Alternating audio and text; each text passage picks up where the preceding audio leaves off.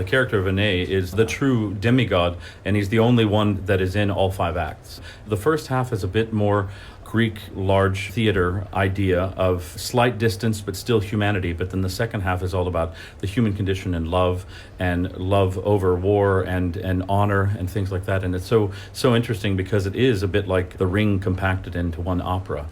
How do you go with it as a tenor with these different voices required from each act? I mean, do you actually think about that? Oh, absolutely. You have to think very, very technically when singing Berlioz. Yeah. Because if you try to sing it with full voice and muscle through it, there is absolutely no way your chords will come together. And any of Act 4, where it's all this beautiful ensemble work and pianissimi up to high Bs and C naturals, and then the aria where you have to navigate your way through 3 different singing techniques. Tonight's Aeneas, Michael Spyres, and navigating them, he certainly is. Thank you so much for having me. Now, this is your debut, and you're doing a tremendous amount of work and doing tremendous work as well. And it's your SLSO debut, and you spent time, though, in St. Louis before with the Opera Theater of St. Louis in the Young Artist Program, and you made your professional debut in La Boheme, as a matter of fact, from the research that we've done. Absolutely. And the Opera Theater has listed you as someone who's gone on to great success. What was that whole experience like for you, if you can think back to that time? Oh, yeah. I mean, it was 25 years ago, and it was how I really got my start in the in the operatic world, outside of my hometown of just outside of Springfield, Missouri.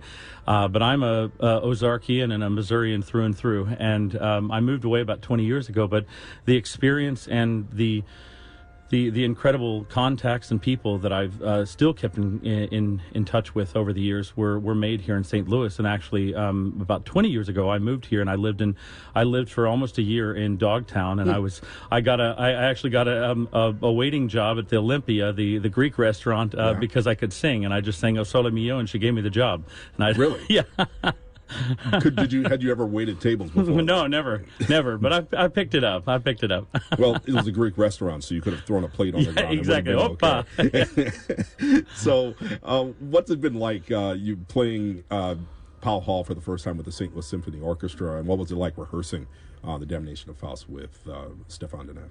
It's actually been a dream come true, because I've known about the symphony all my life, and growing up in the Ozarks, they're one of the premier orchestras in all of the world, and to have them so close and to actually be able to work with them, it's a dream come true, and it's kind of like a homecoming, because I haven't really sung much in Missouri, to be honest, in the last 20 years since I've had a rise, and most of my career has been completely in Europe, and to come back here in this historical hall with this orchestra and also with Maestro Deneuve, which Stéphane is an old friend of mine. We first met, I think, 13 years ago in Barcelona. We did Tales of Hoffmann together, and we've kept in touch since then. But he's the reason that I came back here, and it does feel like a homecoming. It's absolutely a dream come true.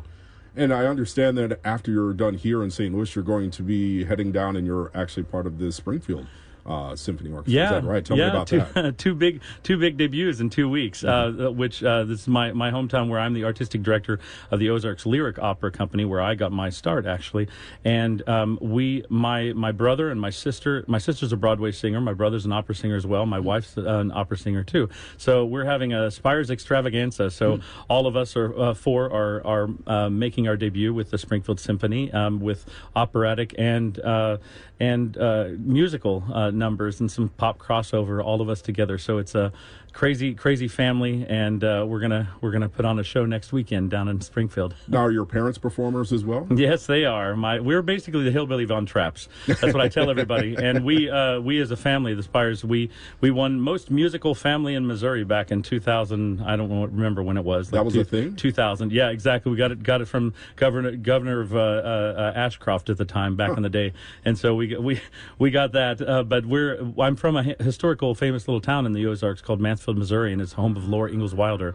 And my mother wrote musicals and plays about Laura Ingalls Wilder, and our whole family and community ended up doing plays and musicals. Now, you could have gone any direction with that. You could have ended up in Branson, which is, again, it's music. And precisely. What led you to classical music?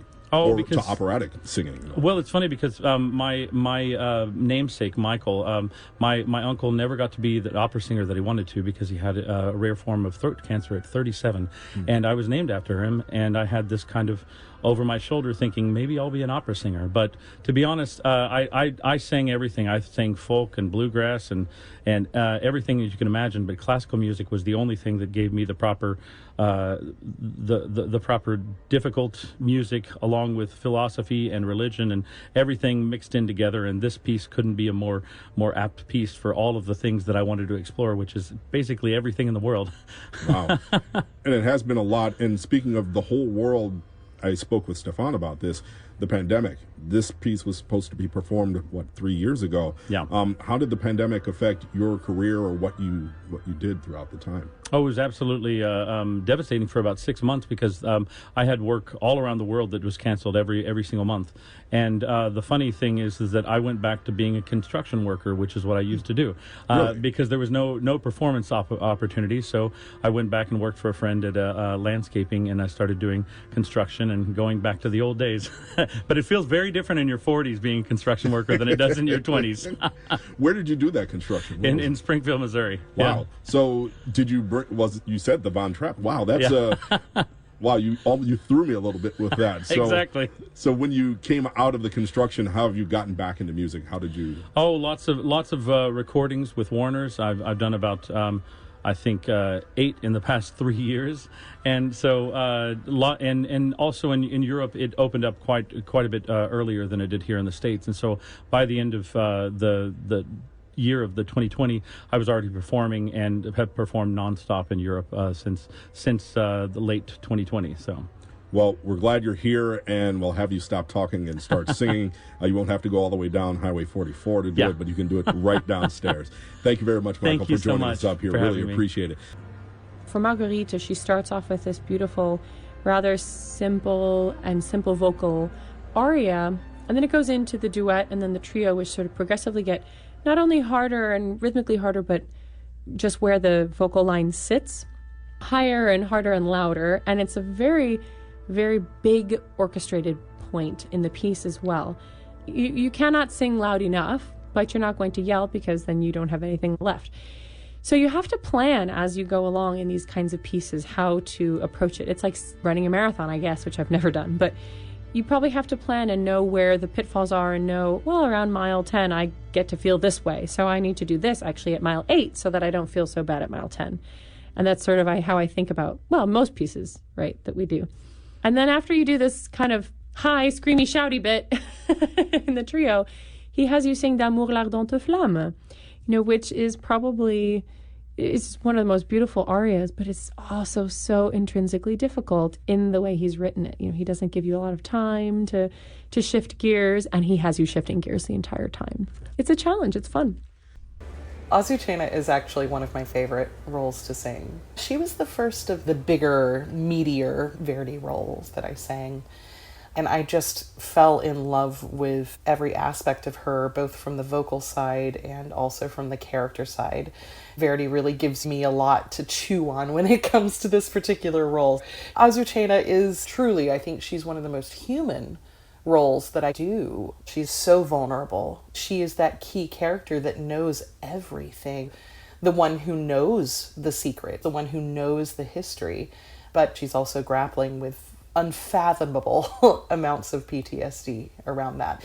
The way Verdi has Azucena describe the very graphic details of the horror of watching her mother being burned at the stake, and then the horror of realizing that she had grabbed the wrong child and had thrown her own child into the fire. It is borderline horror movie. It's almost painful to read through. Every time I come back to this role, I have to have a little bit of time of being like, okay, I got to get used to this being in my brain. And she did everything she did, including taking Manrico, because it was part of her survival brain. What do I do? How do I do this? How do I avenge? I was just told to avenge. My mother just died in front of me, and she did something that she wasn't in her right mind to do, but then she was stuck with it. If she took Manrico back and said, whoops, I took your son, then she would absolutely most certainly have been killed. She would not have survived trying to make that right. She was a woman in a community who had no rights. So her keeping Manrico, her raising him as her own, I think was in service of survival. And it became, he is her son. I think she really loves him. And I think she is also racked with guilt, knowing the truth. He was like a Band-Aid over that gigantic trauma. And by the time we meet Azucena, it's been 15 years, and that trauma has been compounding and compounding and compounding, and her hair has kind of withered away. It's very, very patchy. She's got this gigantic burn scar. You know, she's filtering in and out of reality. She's kind of possessed by the memory of this, possessed by the charge from her mother of avenge me. And I think she's breaking underneath the pressure of what might happen if my son is also taken from me. Could you imagine? I can't, honestly. Adele Thomas, our director, really talked about how she and Manrico would have been more of a band of two. They didn't even have a community that they would have called their home community. Each other were their homes, and they were always together. There is better or worse in that. I know my relationship with my mother, we have a wonderful relationship these days, but when I was a teenager, oh, we felt like cats and dogs. But that is because we knew each other. Heck, she created the buttons she was pushing for me and vice versa. And I think there is this just shorthand to getting on each other's nerves. But that is present in that relationship, and I love that. They have a very kind of thick as thieves, but they're going to fight about things kind of relationship. She lays guilt on him at every turn. She's a little Italian mama. You notice that the very first mention of a woman, he says the name Leonore, and all of a sudden Azucena is trying every single tactic to get him to not go to her. You know, I think Azucena uses guilt as a way to get him to stick by her side.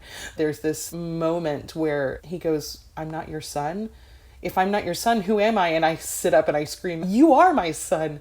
Of course, I've just been describing how I threw the wrong baby into the fire, and it's the first time I've ever told him this and all of that stuff. Of course, he's really, really confused. And she just cobbles it together with guilt. Don't you love me? Haven't I been there for you? Didn't I go out onto the war field and find you and help you heal? Haven't I done all of this? Isn't this love? Am I not your mother? You know, clearly the lie is there for her own survival. You know, the way she survives in this world, she has had to lie to herself. I think she has convinced herself of so many lies that it has become so convoluted. There are some times where that lie makes sense and sometimes where that truth doesn't. There is this beautiful moment where the two of them are in the prison together. I think they both know they're not going to survive this. And she starts singing this little lullaby that she would have sung him when he was a kid. And it helps him rock her to sleep. You see that moment of the tenderness between the two of them.